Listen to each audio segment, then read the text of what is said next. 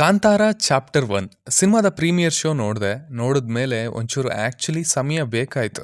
Okay, ಹೇಗನ್ನಿಸ್ತು ಅಂತ summarise ಮಾಡ್ಕೊಳ್ಳೋದಕ್ಕೆ. So ಮಾಡಿದ್ದಾಯಿತು, ಬನ್ನಿ ಹೇಗಿತ್ತು ಸಿನಿಮಾ ಅಂತ ಮಾತಾಡ್ಕೊಂಡು ಬರೋಣ. ಈ ಸಿನಿಮಾದ ಟೀಮ್ ಆಗಲಿ ಅಥವಾ ಡೈರೆಕ್ಟರ್ ಆಗಲಿ ಈ ಸಿನಿಮಾದ ಕಥೆಯ ಬಗ್ಗೆ ಎಲ್ಲೂ ಬಿಟ್ಕೊಟ್ಟಿಲ್ಲ. ಇನ್ಫ್ಯಾಕ್ಟ್ ಟ್ರೈಲರ್ನ ಕೂಡ ಬಿಡೋದಕ್ಕೆ ಇಷ್ಟ ಇರಲಿಲ್ಲ, ಹಾಡುಗಳನ್ನು ಕೂಡ ಪ್ಲ್ಯಾನ್ ಮಾಡಿರಲಿಲ್ಲ, ಎಲ್ಲ ಕೊನೆ ಕ್ಷಣದಲ್ಲಿ ಮಾಡಿದ್ದು ಅನ್ನೋ ಸುದ್ದಿ ಕೂಡ ಇತ್ತು. ಸೊ ಹಾಗಾಗಿ ನಾನು ಕೂಡ ಅದರ ಬಗ್ಗೆ ಹೆಚ್ಚಿನದಾಗಿ ಹೇಳೋದಕ್ಕೆ ಹೋಗೋದಿಲ್ಲ. ಬಟ್ ಟ್ರೈಲರ್ನಲ್ಲಿ ಸ್ವಲ್ಪ ಸಣ್ಣದಾಗಿ ತಿಳಿಸಿರೋ ಹಾಗೆ ಈ ಸಿನಿಮಾ ಈ ದೈವದ ಒರಿಜಿನ್ ಬಗ್ಗೆ ಕವರ್ ಮಾಡುತ್ತೆ. ಕಾಂತಾರದಲ್ಲಿ ಕೇಳೋ ಪ್ರಶ್ನೆಗೆ, ಈ ಜಾಗದಲ್ಲೇ ಯಾಕೆ ಮಾಯ ಆದದ್ದು ಅನ್ನೋ ಪ್ರಶ್ನೆಗೆ ಉತ್ತರ ಕೊಡುವಂಥ ದಾರಿಯಲ್ಲಿ ಈ ಸಿನಿಮಾ ನಡೆಯುತ್ತೆ ಅಂತ ಹೇಳ್ತೀನಿ. ಆ್ಯಂಡ್ ಆ ದಾರಿಯಲ್ಲಿ ಏನೇನಿತ್ತು, ಹೇಗಿತ್ತು, ಆ್ಯಂಡ್ ಇಲ್ಲಿ ಏನೇನಕ್ಕೆಲ್ಲ ಉತ್ತರಗಳನ್ನು ಕೊಟ್ಟಿದ್ದಾರೆ ಅನ್ನೋದನ್ನೆಲ್ಲ ನೀವು ಸಿನಿಮಾದಲ್ಲೇ ನೋಡಿ ತಿಳ್ಕೊಳ್ಬೇಕು. ಮೊದಲನೇದಾಗಿ ಇದರ ಪಾಸಿಟಿವ್ಸ್ ಕಡೆಗೆ ಬರೋದಾದರೆ ಅದು ಸಿನಿಮಾದ ಎಕ್ಸಿಕ್ಯೂಷನ್ ಅಂತ ಹೇಳ್ತೀನಿ. ಫಸ್ಟ್ ಆಫ್ ಆಲ್ ಇಲ್ಲಿ ಹೇಳಬೇಕಾಗಿರೋದೇನು ಅಂದರೆ, ಟ್ರೈಲರ್ ರಿವ್ಯೂ ಮಾಡಬೇಕಾದ್ರೆ ಹೇಳಿದ್ದೆ, ತುಂಬ ಅಂಡರ್ಪ್ಲೇ ಮಾಡಿದ್ದಾರೆ ಅಂತ ಅನಿಸ್ತಾ ಇದೆ. ಬರೀ ಆ ಟ್ರೈಲರಲ್ಲಿರೋ ಯೂಸ್ ಮಾಡಿರೋವಂಥ ಫ್ರೇಮ್ಗಳನ್ನು ನೋಡಿದರೆ ಗೊತ್ತಾಗುತ್ತೆ, ಆ ಎಡಿಟ್ ಪ್ಯಾಟರ್ನ ನೋಡಿದ್ರೆ ಗೊತ್ತಾಗುತ್ತೆ ಅಂತ. ಆ್ಯಂಡ್ ಇನ್ನೂ ಸಾಕಷ್ಟು ಇದೆ ಸಿನಿಮಾದಲ್ಲಿ ಅನ್ನೋದನ್ನು ನಾನು ನಂಬ್ತಾ ಇದ್ದೀನಿ ಅಂತಲೂ ಹೇಳಿದ್ದೆ. ಆ್ಯಂಡ್ ಫಾರ್ಚುನೇಟ್ಲಿ ಅದು ನಿಜ ಆಗಿದೆ. ಸಿನಿಮಾದಲ್ಲಿ ಆ್ಯಕ್ಚುಲಿ ತುಂಬಾ ಸ್ಟಫ್ ಇದೆ, ಎಲಿಮೆಂಟ್ಸ್ ಇದ್ದಾವೆ, ಅವುಗಳ ಬಗ್ಗೆ ಮಾತಾಡೋಣ. ಬಟ್ ಮೊದಲನೇದಾಗಿ ಅಪ್ರಿಷಿಯೇಟ್ ಮಾಡಬೇಕಾಗಿರೋದು ಆ ಎಲ್ಲ ಎಲಿಮೆಂಟ್ಗಳನ್ನು ಸೂಪರಾಗಿ ಎಕ್ಸಿಕ್ಯೂಟ್ ಮಾಡಿರೋದನ್ನು. ಹುಲಿಯ CG ವರ್ಕ್ ಆಗಲಿ, ಇನ್ನು ಹಲವು ಪ್ರಾಣಿಗಳದ್ದಾಗಲಿ, ಈ ಕಡೆ ಆ್ಯಕ್ಷನ್ ಸೀಕ್ವೆನ್ಸಸ್ಗಳಲ್ಲಾಗಲಿ, ಸ್ಪೆಷಲಿ ರಥದ ಎಪಿಸೋಡ್ ಒಂದಿದೆ. ಸಿನಿಮಾದ ಫೇವ್ರೆಟ್ ಪಾರ್ಟ್ ಯಾವುದು ಅಂದರೆ ಅದು ಇದೆ ಅಂತ ಹೇಳ್ಬೋದೇನೋ. ಯಾಕಂದರೆ ಅದನ್ನು ಒಂದು ಅಡ್ವೆಂಚರ್ ಸೀಕ್ವೆನ್ಸ್ ರೀತಿ ಟ್ರೀಟ್ ಮಾಡಿದ್ದಾರೆ. It feels like a pirates of Caribbean sequence. Actually music ಕೂಡ ಅದೇ ಫೀಲ್ನ ಕೊಡುತ್ತೆ. ನನಗೆ ಆ ರೀತಿಯ ಟ್ರೀಟ್ಮೆಂಟ್ ಇಷ್ಟ. ಸೊ ಅದನ್ನು ತುಂಬ ಚೆನ್ನಾಗಿ ಇಲ್ಲಿ ತಂದಿದ್ದಾರೆ. ನಂತರ ಇಂಟರ್ವಲ್ ಹತ್ರ ಒಂದು ಆ್ಯಕ್ಷನ್ ಎಪಿಸೋಡ್, ಅದು ಕೂಡ ಕಷ್ಟದ ಸೀಕ್ವೆನ್ಸ್ ಏನೇ. ಐ ಫೀಲ್ ಅದೇ ಕಷ್ಟದ್ದು ಅಂತ ಅನ್ಕೊಳ್ತೀನಿ, because it has lot of good elements in it. And ನಂತರ ಟೈಗರ್ ಸೀಕ್ವೆನ್ಸಸ್ ಪ್ರತಿ ಕಡೆನೂ ಎಲ್ಲೂ ಕೂಡ ಹಾಫ್ ಬೇಕ್ಡ್ ಅಂತ ಅನಿಸಲ್ಲ. ಅದರ ಜೊತೆಗಿನ ಪ್ರಾಣಿಗಳದ್ದು ಅಷ್ಟೇ. ಆ್ಯಂಡ್ ನಂತರ ಸೆಕೆಂಡ್ ಹಾಫಲ್ಲಿ ರಿಷಬ್ ಶೆಟ್ಟಿ ಅವರ ಒಂದು ಸೀಕ್ವೆನ್ಸ್ ಇದೆ ಗುಳಿಗ ದೇವರ ಬಗ್ಗೆ. ಅಲ್ಲೂ ಕೂಡ VFX ಅಲ್ಲಿ ವರ್ಕ್ ನಡೆಯೋದಿತ್ತು, ಅದು ಕೂಡ ಸೂಪರಾಗಿ ಎಕ್ಸಿಕ್ಯೂಟ್ ಆಗಿದೆ. ಈವನ್ ವೈಡ್ ಆ್ಯಂಗಲ್ ಶಾರ್ಟ್ಸಲ್ಲಿ ತೋರಿಸೋಕ್ಕೆ ಪ್ರಯತ್ನ ಪಟ್ಟಿರುವಂಥ ಆ ಸ್ಕೇಲ್ ಆಗಲಿ, ಸೀಕ್ವೆನ್ಸಸ್ ಆಗಲಿ, ಆ ಪೋರ್ಟ್ ಆಗಲಿ, ಎಲ್ಲನೂ A to Z ಇಲ್ಲಿರೋ ಎಕ್ಸಿಕ್ಯೂಷನ್ ಸೂಪರ್ ಅಂತ ಹೇಳ್ಬೋದು. ಅದರಲ್ಲಿ ಬಜೆಟ್ ಕಾಣುತ್ತೆ, ಆ್ಯಂಡ್ ಅದನ್ನು ನೀಟಾಗಿ ಯೂಸ್ ಮಾಡ್ಕೊಂಡಿರೋವಂಥ ಟೀಮ್ ಕಾಣುತ್ತೆ, ಆ್ಯಂಡ್ ಹೀಗೆ ಬೇಕು ಅನ್ನೋ ಕನ್ವಿಕ್ಷನ್ ಕಾಣುತ್ತೆ. ಇದೇ ಅಲ್ವಾ ಎಲ್ಲ ಆಡಿಯನ್ಸ್ ಡಿಸರ್ವ್ ಮಾಡೋದು. ಈ ಥರದ ಸೀಕ್ವೆನ್ಸ್ ಬೇಕು ಅಂತ ಇಡೀ ಸ್ಕೇಲ್ನ ದೊಡ್ಡ ಮಾಡ್ಕೊಳ್ಳೋದು ಈಸಿ, ಅದನ್ನು ಬರೆಯೋದು ಪ್ಲ್ಯಾನ್ ಮಾಡೋದು ಕೂಡ ಈಸಿ. ಬಟ್ ಅದನ್ನು ಅಷ್ಟೇ ಕನ್ವಿಕ್ಷನಿಂದ ಸ್ಕ್ರೀನ್ ಮೇಲೆ ತರೋದು ಕಷ್ಟ. ಈವನ್ ಕ್ಲೈಮ್ಯಾಕ್ಸ್ ಆ್ಯಕ್ಷನ್ ಸೀಕ್ವೆನ್ಸ್ ಕೂಡ ಅದರಲ್ಲಿ ತುಂಬ ಅಂಶಗಳಿದ್ದಾವೆ. ಹಳೆಯ ಕಾಂತಾರದ ರಿವ್ಯೂನಲ್ಲಿ ಹೇಳಿದ ಹಾಗೆ ಇಲ್ಲೂ ಕೂಡ ಅದನ್ನು ಹೇಳೋದಕ್ಕೆ ಆಗಲ್ಲ ಸದ್ಯಕ್ಕೆ. ಬಟ್ ಅಲ್ಲಿ ಅಂದ್ಕೊಂಡಿರುವಂಥ ಎಲಿಮೆಂಟ್ಸ್ನೆಲ್ಲ ತಮ್ಮದೇ ರೀತಿಯಲ್ಲಿ ತಂದು ತುಂಬ ಕ್ವಾಲಿಟಿಯಲ್ಲಿ ಎಕ್ಸಿಕ್ಯೂಟ್ ಮಾಡಿದ್ದಾರೆ. ಅದೇ ಇದರ ಸ್ಟ್ರಾಂಗ್ ಪಾಸಿಟಿವ್ ಪಾಯಿಂಟ್ ಅಂತ ಹೇಳ್ತೀನಿ. ಇನ್ನು ಕಾಂತಾರದಲ್ಲಿದ್ದ ಅವೇ ಮುಖಗಳನ್ನು ಮತ್ತೆ ತಂದಿರೋದು, ಅವರಿಗೆ ಬರವಣಿಗೆಯಲ್ಲಿ ಒಂದಷ್ಟು ಕಾಲ್ ಬ್ಯಾಕ್ಸ್ನ ಇಟ್ಟಿರೋದು, ಅಂದರೆ ಈ ಥಾಟ್ ನನಗೆ ತುಂಬ ಇಷ್ಟ ಆಯಿತು. ಇದೊಂಥರ ಹೇಗಿತ್ತು ಅಂದರೆ, ಈ ಪಾತ್ರಗಳು ನಮ್ಗೆ ಆಲ್ರೆಡಿ ಗೊತ್ತಿವೆ, ಬಟ್ ಅವುಗಳನ್ನು ಡಿಫ್ರೆಂಟ್ ಸೆಟಪ್ಪಲ್ಲಿ ನೋಡ್ತಾ ಇದ್ದೀವಿ ಅನ್ನೋ ಥರ. ಅವರು ಇಲ್ಲಿ ಬಂದು ಅದೇ ಕೆಲಸಗಳನ್ನು ಮಾಡ್ತಾ ಇದ್ದಾರೆ, ಅವೇ ಗುಣಗಳನ್ನು ಹೊಂದಿದ್ದಾರೆ. ಇದು ಬರೀ ಸೂಪರ್ಫಿಷಿಯಲ್ ಆಗಿ ಅಷ್ಟೇ ಇರಲಿಲ್ಲ, ಬಟ್ ಅವುಗಳಿಂದ ಒಂದಷ್ಟು ಸಹಾಯ ಕೂಡ ಆಗುತ್ತೆ ಸಿನಿಮಾಗೆ. ತುಂಬ ಡೀಟೇಲ್ಸ್ನ ಆ್ಯಡ್ ಮಾಡ್ತಾರೆ ಅವರು. ಸೊ ಮೊದಲ ಅರ್ಧದಲ್ಲಿ ಅವರನ್ನು ನೋಡಿದಾಗೆಲ್ಲ ಓ ಇವರು ನಮ್ಮವರು, ನಾವು ನೋಡಿರೋರು ಅನ್ನೋ ಫೀಲ್ ಬರುತ್ತೆ. ಸೊ ಆ ಸಣ್ಣ ಕಾಲ್ ಬ್ಯಾಕ್ ಆ್ಯಂಡ್ ಆ ಥಾಟ್ ಇಷ್ಟ ಆಯಿತು ನನಗೆ. ಇನ್ನು ಇಲ್ಲಿದ್ದಂಥ ಎಲಿಮೆಂಟ್ಸ್, ಸಿನಿಮಾದಲ್ಲಿ ಸಾಕಷ್ಟು ಎಲಿಮೆಂಟ್ಸ್ ಇದ್ದಾವೆ. ಅಂದರೆ ಸಿನಿಮಾ ಪ್ಯಾಕ್ ಆಗಿದೆ, ಪ್ಯಾಕ್ ಅಲ್ಲ, it is stuffed with lot of things ಅಂತ ಹೇಳ್ತೀನಿ. ಇಂಟರ್ವಲ್ ಆದ ತಕ್ಷಣ ಐ ವಾಸ್ ಲೈಕ್, ಓಕೆ ಇದು ಮೊದಲ ಸಿನಿಮಾದ ಥರ ಒನ್ಲೈನಲ್ಲಿ ಇಲ್ಲ, ಅಷ್ಟು ಸಿಂಪಲ್ ಆಗಿಲ್ಲ, ಇಷ್ಟೊಂದು ಇದೆಯಲ್ಲ, ಹೇಗೆ ಕ್ಲೋಸ್ ಆಗುತ್ತೆ, okay what's the final aim ಅಂತ ಆ ಕ್ವಶನ್ನ ಸುತ್ತ ಸಾಕಷ್ಟು ವಿಷಯಗಳು ಹುಟ್ಕೊಳ್ತವೆ. ಅವುಗಳನ್ನ ಮುಂದೆ ಮಾತಾಡೋಣ. ಬಟ್ ಅದನ್ನು ಬಿಟ್ಟು ಕಥೆ ಅಂತ ತಗೊಂಡಾಗ ಚಾಪ್ಟರ್ 1, ಈ ಚಾಪ್ಟರ್ 1 ಅನ್ನೋದು ತುಂಬಾ ಇಂಟ್ರೆಸ್ಟಿಂಗ್ ವಿಷಯಗಳಿಂದ ಕೂಡಿತ್ತು ಅಂತ ಹೇಳ್ತೀನಿ. ನಿಮಗೆ ಈ ಪೋರ್ಷನ್ ಬರೀ ಒಂದು ಫಿಲ್ಲರ್ ಅಂತ ಅನ್ಸೋದು ತುಂಬ ಕಮ್ಮಿ. ಅದು ಆ ಹೊತ್ತಿಗೆ ಅನಿಸಿದ್ರು ಕೂಡ ಅದು ಮತ್ತೆಲ್ಲೋ ಲೀಡ್ ಆಗಿ ಆ ಸೀಕ್ವೆನ್ಸ್ಗೂ ಕೂಡ ಸಣ್ಣದಾದ ಇಂಪಾರ್ಟೆನ್ಸ್ನ ಕೊಡುತ್ತೆ.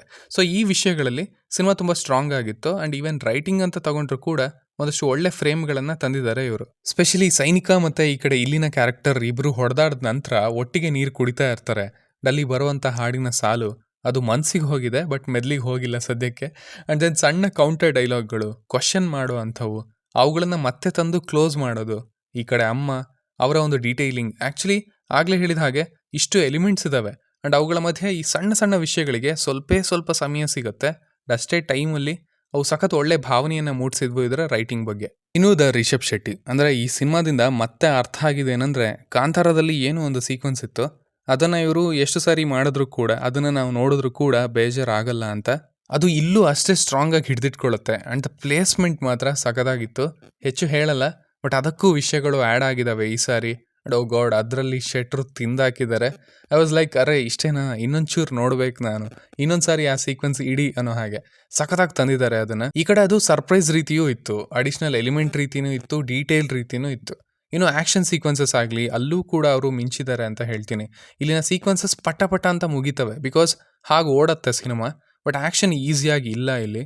ಪ್ರತಿ ಫ್ರೇಮಲ್ಲೂ ಕೂಡ, ಸ್ಪೆಷಲಿ ಆ ಪ್ರೀ ಇಂಟರ್ವಲಲ್ಲಿ ಬರೋ ಅಂಥದ್ದು, ಇಟ್ಸ್ ಡಿಫಿಕಲ್ಟ್.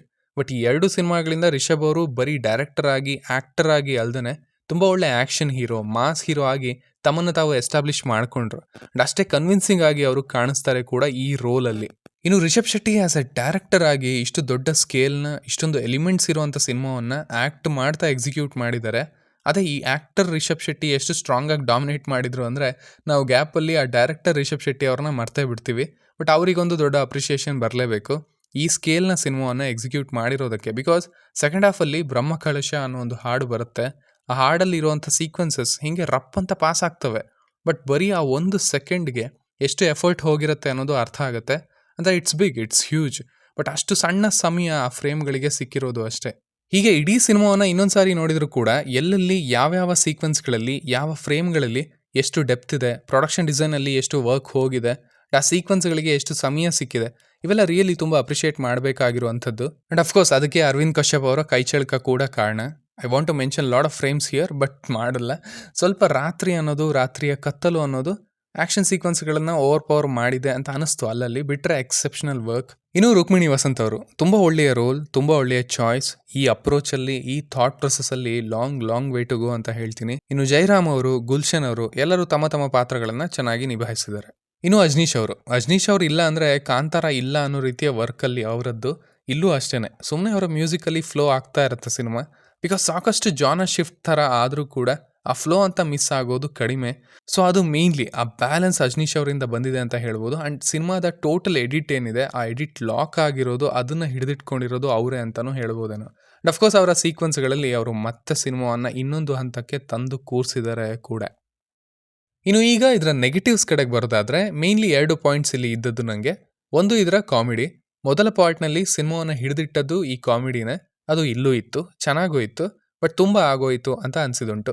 ಸೀರಿಯಸ್ ವಿಷಯಗಳ ಮಧ್ಯೇನು, ಒಳ್ಳೆ ಆ್ಯಕ್ಷನ್ ಮಧ್ಯೇನು ಅದು ಬರುತ್ತೆ. ಅದು ಫಸ್ಟ್ ಹಾಫನ್ನು ಸ್ವಲ್ಪ ಡಾಮಿನೇಟ್ ಮಾಡ್ತು ಅಂತಲೂ ಅನ್ನಿಸ್ತು. ನಂತರ ಸೆಕೆಂಡ್ ಹಾಫ್ನಲ್ಲೂ ಕೂಡ ಮುಖ್ಯವಾದ ಸೀಕ್ವೆನ್ಸ್ಗಳಲ್ಲಿ ಅದು ಬರುತ್ತೆ. ಸೊ ಅದು ಹೆಚ್ಚಾಗಿದೆ ಅನ್ನೋ ಫೀಲ್ನ ತರಿಸಿದೆ ಈ ಸಾರಿ. ಇನ್ನು ಎರಡನೇಯದ್ದು, cinema after a point recognise ಮಾಡದೇ ಇರೋ ಲೆವೆಲ್ಗೆ ಹೋಯಿತು ಅಂತ ಅನ್ನಿಸ್ತು.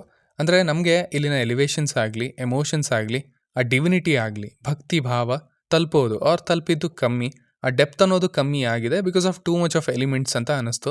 ಅಂದರೆ ಇದು ನಮಗೆ ಗೊತ್ತಿದ್ದ ಸಿನಿಮಾನ, ನಾವು ನೋಡ್ತಿದ್ದಂಥ ಸಿನಿಮಾನ ಅನ್ನೋ ಥರದ ಫೀಲಿಂಗ್. ಸೊ ಆ ಫೀಲಿಂಗ್ ಉಳಿದಿದ್ದಕ್ಕೇನೆ ಇದನ್ನು ಸಮರೈಸ್ ಮಾಡೋದಕ್ಕೆ ಸ್ವಲ್ಪ ಸಮಯ ಬೇಕಾಯಿತು ಕೂಡ. ಇದರ ಸ್ಕೇಲ್ ಮತ್ತು ಇಲ್ಲಿರೋ ಎಲಿಮೆಂಟ್ಗಳು ಈ ಸಿನಿಮಾದ ಸೋಲ್ ಏನಿದೆ ಅದನ್ನು ಡಾಮಿನೇಟ್ ಮಾಡಿವೆ ಅಂತ ಹೇಳ್ಬೋದೇನೋ. ಆದ್ದರಿಂದ ಆ ಎಮೋಷ್ನಲ್ ಕನೆಕ್ಟ್ ಅನ್ನೋದು ಕಮ್ಮಿ ಆಗಿದೆ ಅಂತ ಹೇಳ್ತೀನಿ. ಇದರ ಬಗ್ಗೆ ಇಲ್ಲಿನ ಎಕ್ಸಾಕ್ಟ್ ಸೀಕ್ವೆನ್ಸ್ಗಳನ್ನು ತಗೊಂಡು ಹೇಳ್ಬೋದು, ಬಟ್ ಅಫ್ಕೋರ್ಸ್ ಈಗ ಅದನ್ನು ಹೇಳೋದಕ್ಕೆ ಆಗೋದಿಲ್ಲ. ಸೊ ಸಿಂಪಲ್ ಆಗಿ ಹೇಳೋದಾದರೆ, ಇದೊಂದು ಒಳ್ಳೆ ಸಿನಿಮಾ, ಒಳ್ಳೆ ಎಕ್ಸಿಕ್ಯೂಷನ್ ಇರುವಂಥ ಸಿನಿಮಾ. ಆ ಎಮೋಷ್ನಲ್ ಕನೆಕ್ಟ್ ಕಮ್ಮಿ ಇದ್ದರೂ ಕೂಡ ಇದೊಂಥರ one of a kind cinema ಅಂತ ಹೇಳ್ಬೋದು. ವಿಜುವಲಿ ಆಗಲಿ, ಕಥೆ ಪ್ರಕಾರ ಆಗಲಿ, ಅಲ್ಲಿರೋ ಸಾಕಷ್ಟು ಎಲಿಮೆಂಟ್ಸ್ನಿಂದನಾದರೂ ಆಗಲಿ, it deserves a theatrical watch ಅಂತ ಹೇಳ್ತೀನಿ. ಹೋಗಿ ನೋಡಿ. ಸೊ ಇಷ್ಟು ನನ್ನ ರಿವ್ಯೂ ಆಗಿತ್ತು ಈ ಸಿನಿಮಾದ ಬಗ್ಗೆ. ಇನ್ನು ನೀವು ಈ ಸಿನಿಮಾವನ್ನು ಆಲ್ರೆಡಿ ನೋಡಿದರೆ ನಿಮಗೆ ಇದು ಹೇಗನ್ನಿಸ್ತು ಅನ್ನೋದನ್ನು ಖಂಡಿತ ಕೆಳಗಡೆ ತಿಳಿಸಿ. ಆ್ಯಸ್ ಯೂಶುವಲ್ ಮತ್ತೆ ಸಿಗೋಣ.